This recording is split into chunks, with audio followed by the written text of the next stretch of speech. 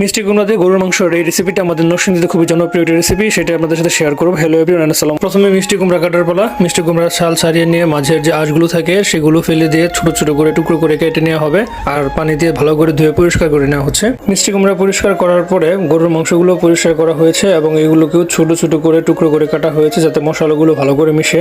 ইচ্ছে করলে আপনারা বড় করেও রাখতে পারেন টুকরোগুলো। এখন শিলপাটায় মশলা বাটার পালা। শিলপাটায় প্রথমে গেল আদা, কয়েক টুকরো আদা ভালো করে বাটার পরে কিছু পরিমাণ রসুনও বাটা হলো। রসুনগুলো ভালো করে বেটে নিয়ে কিছু পরিমাণ পেঁয়াজ বেটে নেওয়া হচ্ছে। এখন বাটা মশলাগুলোর জন্য স্বাদ অন্যরকম হয়, যে কারণে শিলপাটায় বাটা হচ্ছে সবগুলো মশলা। রান্নার শুরুতেই সবগুলো গুছিয়ে একটা কলা পাতার উপরে রেখে দেওয়া হচ্ছে, তারপরে মাটির চুলায় রান্না করা হবে। তেল গরম হয়ে আসলে তাতে বাটা মশলাগুলো দেওয়া হলো। প্রথমে গেল পেঁয়াজ, রসুন এবং আদা। এখন এগুলো সবগুলো ভালো করে মিক্স করে নেওয়া হচ্ছে। গুঁড়ো মশলাগুলো এক এক করে সবগুলো দিয়ে কিছু পরিমাণ পানি দিয়ে নেড়ে চেড়ে কষিয়ে নেওয়া হবে। কষানো মশলায় দেওয়া হবে গরুর মাংসের টুকরোগুলো এবং গরুর মাংসের টুকরো সব ভালো করে কষিয়ে নিতে হবে যেন গরুর মাংসগুলো সবগুলো মশলা ভালো করে ঢুকে। মাংস সিদ্ধ হওয়ার জন্য কিছু পরিমাণ পানি দিয়ে ঢাকনা চাপা দিয়ে কিছুক্ষণ জাল দিতে হবে। বাটা মশলায় মাংস কষানোর গন্ধই যেন চারদিকে বলে দিচ্ছে আজকে রান্নাটা খুবই স্পেশাল হতে যাচ্ছে। মাংস সিদ্ধ হওয়ার পর ঢাকনা উঠে কেটে রাখা কুমড়া টুকরোগুলো দিয়ে এখন সবগুলো মিক্স করে আবারও নিতে হবে এবং ঢাকনা চাপা দিয়ে দিতে হবে। এই রান্নাতে অতিরিক্ত কোনো পানি ব্যবহার করা হবে না, কুমড়া তার নিজের পানিতে সিদ্ধ হয়ে আসবে। কিছু সময় জাল দেওয়ার পরে সিদ্ধ হয়ে আসলে ঢাকনা উঠিয়ে কিছুক্ষণ নাড়াচাড়া করে আবার উঠিয়ে নিতে হবে, আর এভাবে হয়ে আসবে এই মজাদার এই রেসিপি। গরুর মাংস আমরা সচরাচর আলু দিয়ে খেয়ে থাকি, তবে এই কুমড়ার মিষ্টি স্বাদই যেন মাংসের আসল স্বাদ বাড়িয়ে দেয়।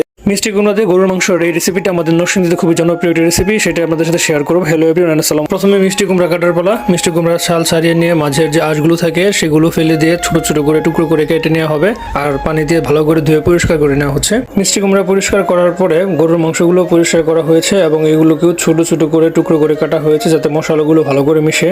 ইচ্ছে করলে আপনারা বড় করেও রাখতে পারেন টুকরোগুলো। এখন শিলপাটায় মশলা বাটার পালা। শিলপাটায় প্রথমে গেল আদা, কয়েক টুকরো আদা ভালো করে বাটার পরে কিছু পরিমাণ রসুনও বাটা হলো। রসুনগুলো ভালো করে বেটে নিয়ে কিছু পরিমাণ পেঁয়াজ বেটে নেওয়া হচ্ছে। এখন বাটা মশলাগুলোর জন্য স্বাদ অন্যরকম হয়, যে কারণে শিলপাটায় বাটা হচ্ছে সবগুলো মশলা। রান্নার শুরুতেই সবগুলো গুছিয়ে একটা কলা পাতার উপরে রেখে দেওয়া হচ্ছে, তারপরে মাটির চুলায় রান্না করা হবে। তেল গরম হয়ে আসলে তাতে বাটা মশলাগুলো দেওয়া হলো। প্রথমে গেল পেঁয়াজ, রসুন এবং আদা। এখন এগুলো সবগুলো ভালো করে মিক্স করে নেওয়া হচ্ছে। গুঁড়ো মশলাগুলো এক এক করে সবগুলো দিয়ে কিছু পরিমাণ পানি দিয়ে নেড়ে চেড়ে কষিয়ে নেওয়া হবে। কষানো মশলায় দেওয়া হবে গরুর মাংসের টুকরোগুলো এবং গরুর মাংসের টুকরো সব ভালো করে কষিয়ে নিতে হবে যেন গরুর মাংসগুলো সবগুলো মশলা ভালো করে ঢুকে। মাংস সিদ্ধ হওয়ার জন্য কিছু পরিমাণ পানি দিয়ে ঢাকনা চাপা দিয়ে কিছুক্ষণ জাল দিতে হবে।